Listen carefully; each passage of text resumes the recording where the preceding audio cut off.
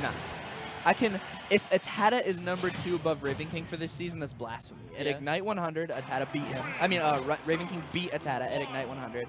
He's outplaced him at almost, if not every monthly that they were both at this season. His wins are bigger.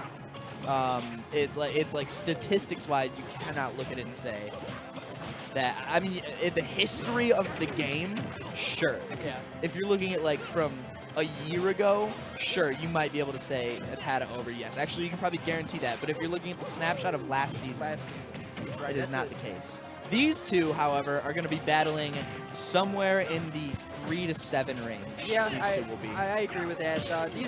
These two have had ups and downs their entire season. Honestly, Super Dan sort of keeps up the same mantra that he's had for a while. Just he's very consistent. Like Super Dan. That was really cool. That was just for a second. I really want you to finish that thought. That was some of the coolest shit I've ever seen. That was really sick. Anytime that, because Frosty loves that up B, but man, most of the time people are able to DI it, but that's just a situation that's hard to find yourself out of, especially if you go too high, because those Pokemon Stadium platforms, man, those are a little higher up than the Huge, and you get someone in the right down air combo, you're going to get toasted. But Dan has always had that sort of consistency. That's just what he's sort of known for. But in terms of like being consistently #1, that's been his issue. But being consistently 2 through 5 has never really been a problem for him, which is very impressive. Yeah. Meanwhile, Frosty's a bit more of a wild card. Sometimes Frosty on a really bad day comes in 9th, and sometimes he wins 3 tournaments in a row. You never really know what you're getting from Frosty. In the sense of he's like a top-tier wild card, I would say.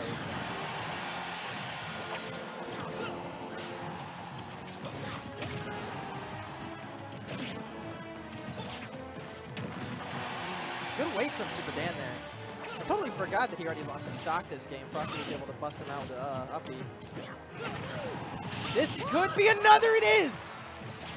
Second verse, same as the first. Frosty's sitting at 198 though. Trying to make Super Dan needs to make something happen. It's not going to take a whole lot, but I don't even know if that what Nair. I don't even know what he threw out. It doesn't even matter at that point. Man, all 3 stocks with up B, please. Caught him again with the up B. Oh no. Alright. That one was just stupid. That one shouldn't have happened. Like, the other two was like... But that third one was like, yeah. Damn, Daniel. You're gonna let him do that to you? Yeah. Yeah, he did. I would agree that Frosty, in fact, won. Yes.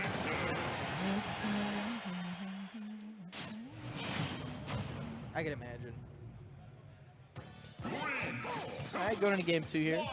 Frosty winning with who's up B's. I like the Dan's cape there. He's just a little bit mistimed. He read it.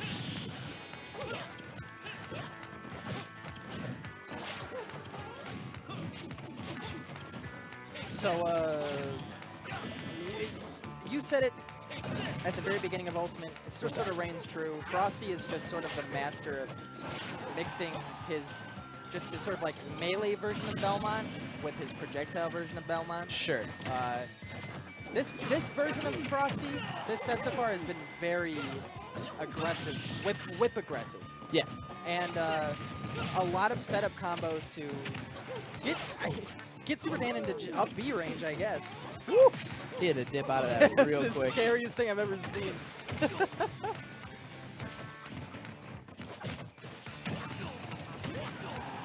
Good patience from Super Dan, though. Is that a punch of when Frosty's been rolling so far? Yeah, this is something. Frosty's in a different mode right now, man. All right, catch some of the up smash there. Yeah. I don't know, man. I think Frosty lost to Atada and just got pissed. Yeah. And now he just is running it back. Because if he wins this, he's meeting him. Yep, you're right. And there's 2 kinds of pits for us. Yeah. There's 2. I don't even think that needs to be explained. But this is the good one. This is the positive one. This is like Vegeta's dead. Super Saiyan 3. Like, this is like the Afro. Yeah. That was a slide roll combo.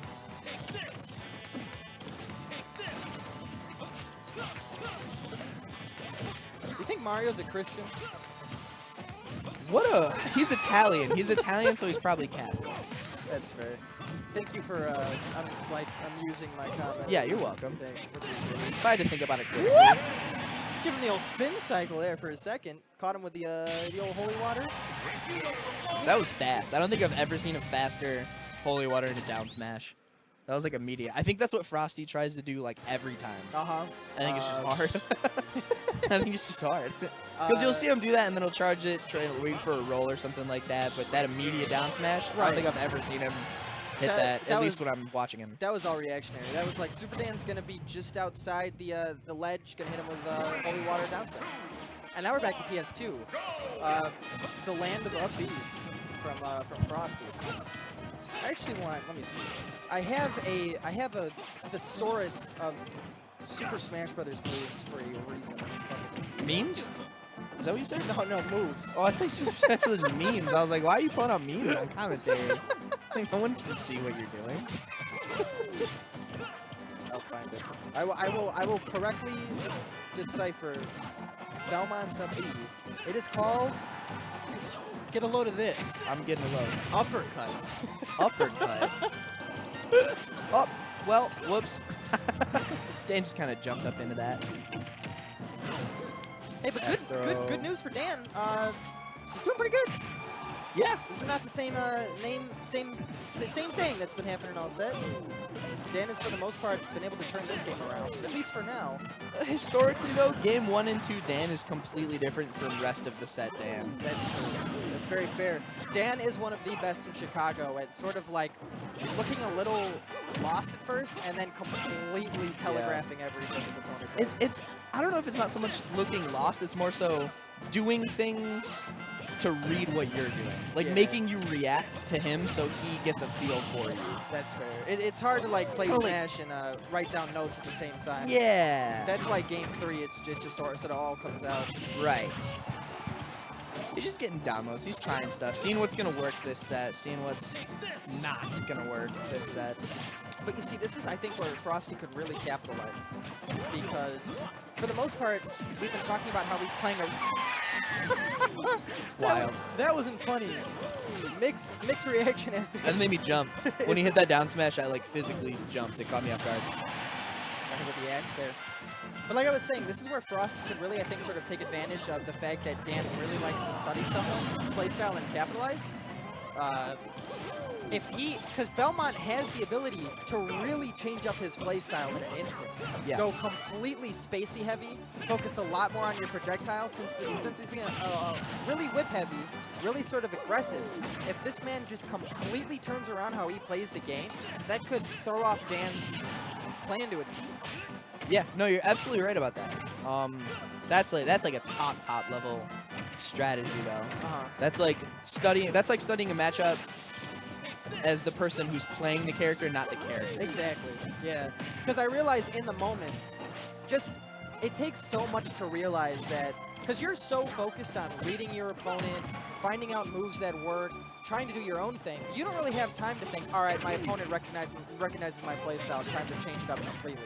It's hard to make that sort of recognition to do it on the fly like that. It really takes some sort of stage 3 evolution brain to get that done. The way that Dan just kind of like runs up and shields sometimes in neutral, I'm surprised he doesn't get more grabbed more often. That's better. That is surprising, especially knowing Dan's playstyle and how most of the time running into his shield means death because of Mario's really frame fast smash attacks. Like that. Exactly, yeah. That's good. Oh. That's even better. Back air. Frosty's still in it. One good edge guard could mean the end for Dan here. Oh, okay. Guess the get up attack. Yeah, I like that too. With a cape, he saw that coming. He probably, I mean, it's a slow startup move. He probably just saw the animation. Able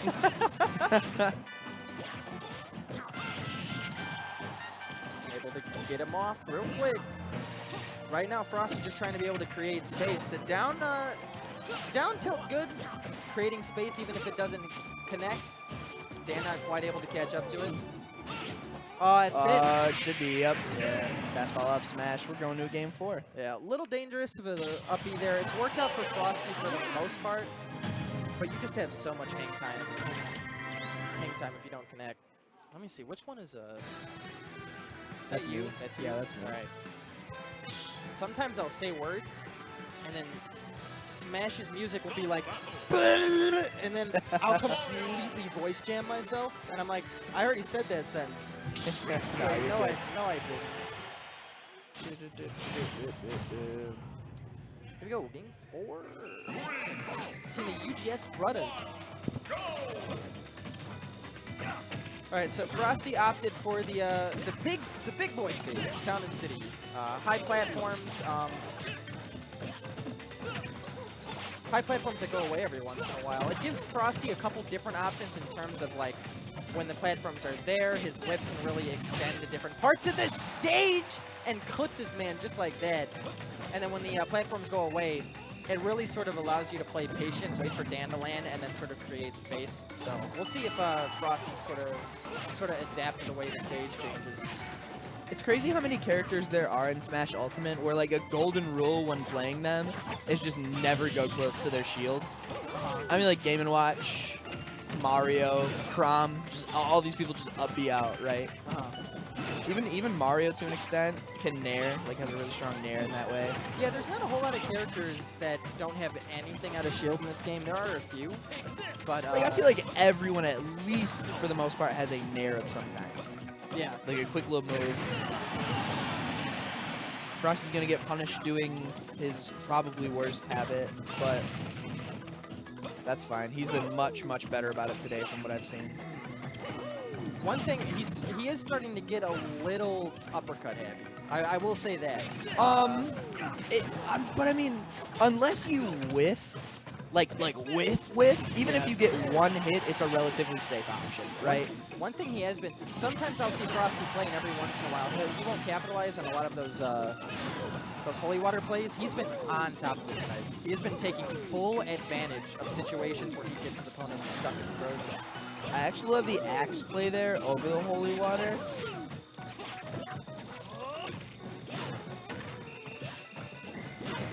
Talmon's jab is so stupid. I just like the sound effect. That's like what I used to.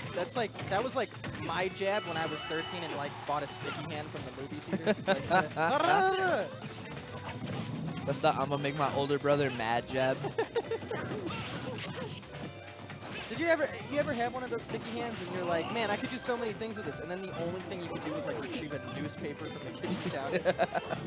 Yeah, pretty much. Or just like slapping my brother with I it. can't wait for my kids to waste my money on dumb stuff like that. It's gonna be great.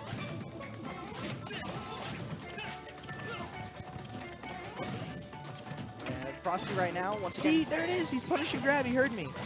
Or punishing the run-up shield. Please DI. Okay. Caught again. Wow. Yeah, same sort of situation where caught in that. Punish the down air. Yeah, use of the down air. Dan's, I mean, like, oh, jeez. That was. Uh-oh. Oh, that's it! Yep. That was wildly unexpected. That, like, it's almost. Every once in a while, you'll be in one of those situations where you don't expect